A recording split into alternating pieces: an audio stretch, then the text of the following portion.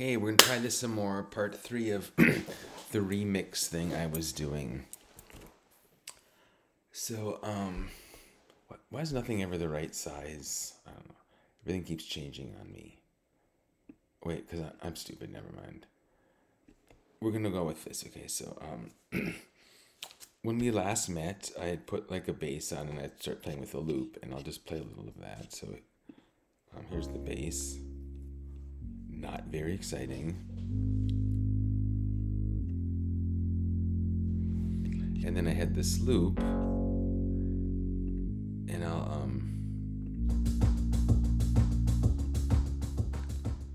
that's sort of what I had last time, and getting the levels right is going to be tricky for me on this, but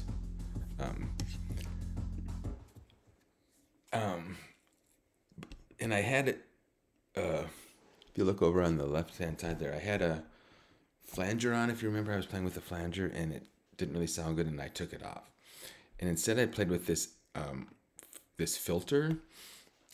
I'm just gonna solo up this. I'm gonna turn this up here so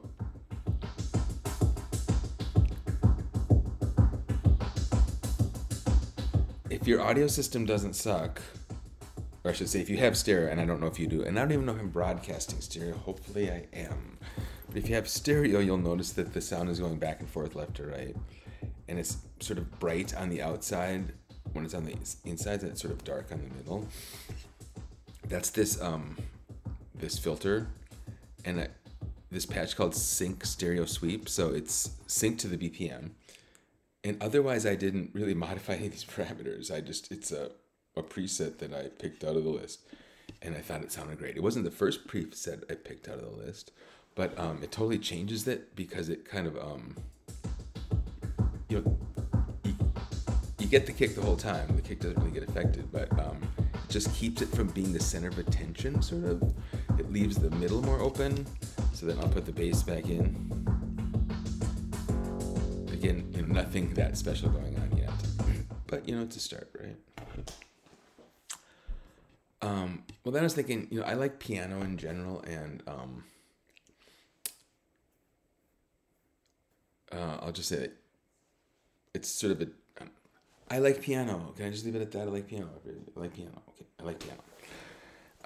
So I thought, well, why don't I double that bass line with a piano, and then it sort of worked, and then immediately I was like, also an octave on the piano too. So now I have this piano, 2 octaves on the piano, and that bass going. And then you can see eventually the drums come in here. That drum loop comes in here. Right about, now.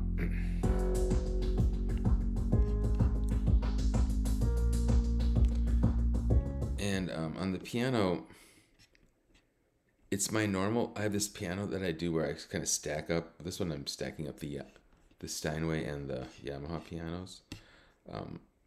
In Logic here, and not really doing anything else with this, like a reverb on it. That's pretty much it. The piano's just pretty much straight ahead. Like I said, it's doing the octaves, and if you're a music person, you can look at this, as a score, which would look like this. It's super exciting. If you're not a music person, then you can just look at it like this, which is what they call like a piano roll. You see the piano on this side, blah blah. Anyway, you know all that. So I added the piano. So that's all we really have so far. They already had some synths and some strings. So on the strings, I was like, I love gating things. I love triggered gates. So look on this side here, on this highlighting the string. You see this. It's got gain, linear EQ, gate, and then delay. The gate, I'm just boosting it up because it's really soft. EQing it, you can see the EQ on the top here. See where my little mouse moving? That's the, basically scooping out all the bottoms. But then the gate, that's the fun part, the gate. So here's a noise gate, and you can see I'm using no attack, no release, and a little bit of hold, like 10 milliseconds, very short. And then I'm triggering it from audio 10, and audio 10 is my hypnotic halo beat. So as I play this, there's no strings playing at the moment, but you can see the gate triggering on and off right there, right? Open, close. I'll go back to the strings.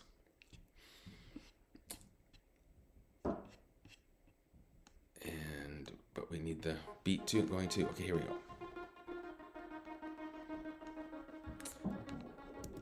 So without the gate, it would sound like this.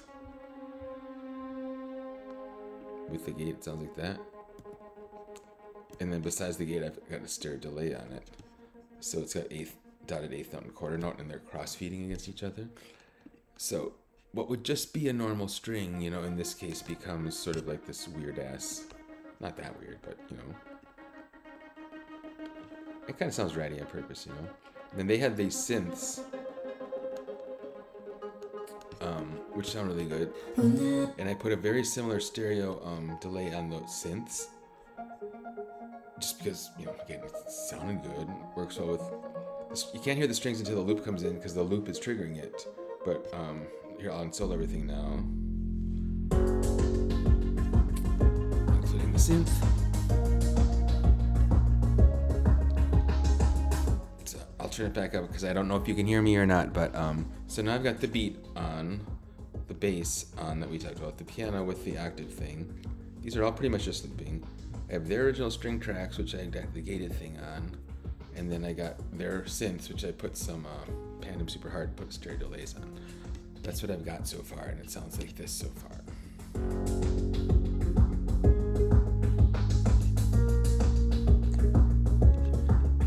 One thing I like to do is not have everything. One thing I like to do is not have everything come in at the same time. So you can see here at the beginning, I don't have the beat in for the first 8 bars.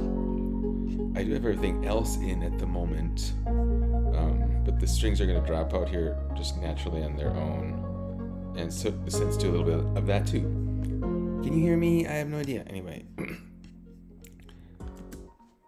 So you get some build to it.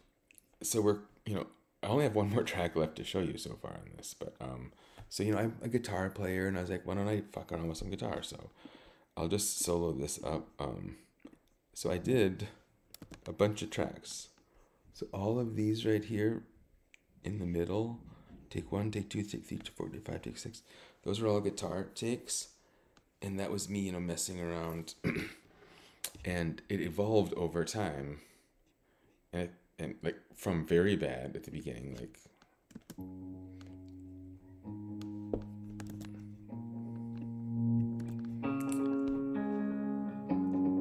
I guess I picked a good spot, but I was making mistakes all over the place. It was driving me crazy. And I was just kind of doing these root notes. And then I evolved to more of a higher single note thing. And kept playing around with that. I feel like I'm going to be interrupted here. Hi, I'm streaming. I'm not really streaming, I'm recording. I'm almost done. But it's happy hour. Will and you? You're on vacation. Will you? Can you?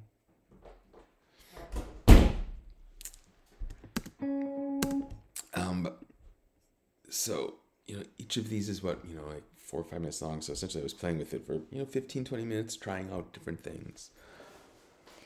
And it's in the key of D flat or B flat minor, and that's not a great guitar key, which I love because it pushes you outside the norm of what you would normally do, you know. So I didn't capo it or anything, and so if I played some of these, like mistakes all over the place and stuff, because it's like weird fret positions compared to normal good guitar keys. And then, you know, I know the song, but you know, I'm trying to explore, so I'm not like being too cognitive about it. I'm just kind of playing around with patterns and stuff. Anyway, I end up with this guitar part.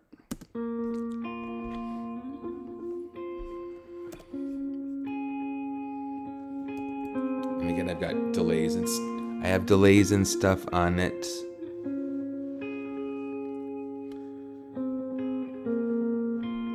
It varies from that a little, and I mainly play this, like you can see that I looped some in the center. I copied some sections in the center, but mainly it's like one performance for the most part.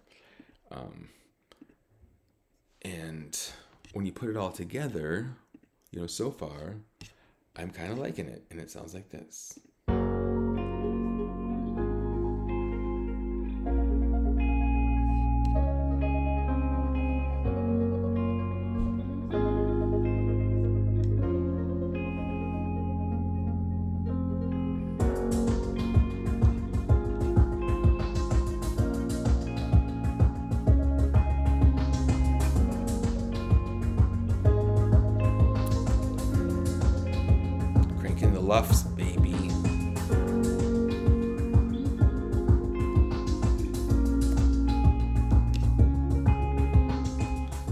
there's going to be some singing and stuff coming in and more things.